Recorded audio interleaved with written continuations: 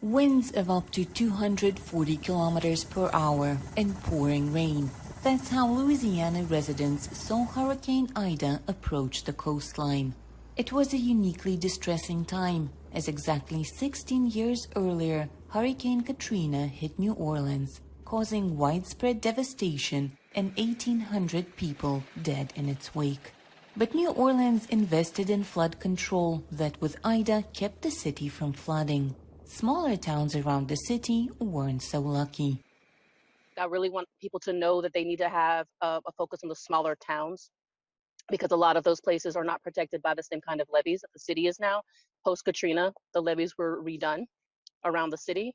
But a lot of places like Laplace, Donaldsonville, these other smaller towns, they were not as protected. And so we're seeing a lot of traumatic experiences there.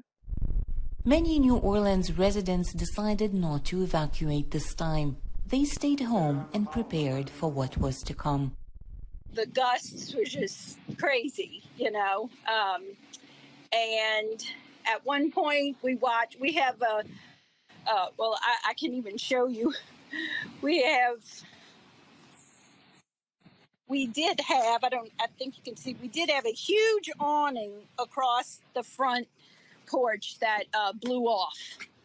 So that was very, just mind-boggling to watch that fly off. And then my husband having to go outside. That's my husband. Hey, how you doing?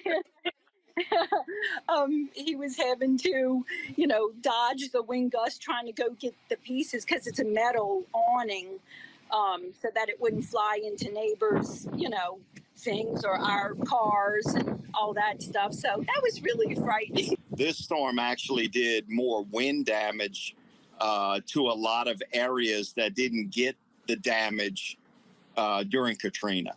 So it was a different hurricane, and we kind of knew we were going to be without power. Usually 3 to 5 days you go without power. But what had happened is one of the main towers for energy, which is the electric company down here, actually fell into the Mississippi River. So they lost one of the main towers. So that's why the city doesn't have power. At one point, 2 million houses and businesses in Louisiana were left without power. Some 430,000 people still have no electricity, according to the latest figures. Some areas just outside of New Orleans remain flooded. For Lilia Anisimova in Washington, Anna Rice, VOA News.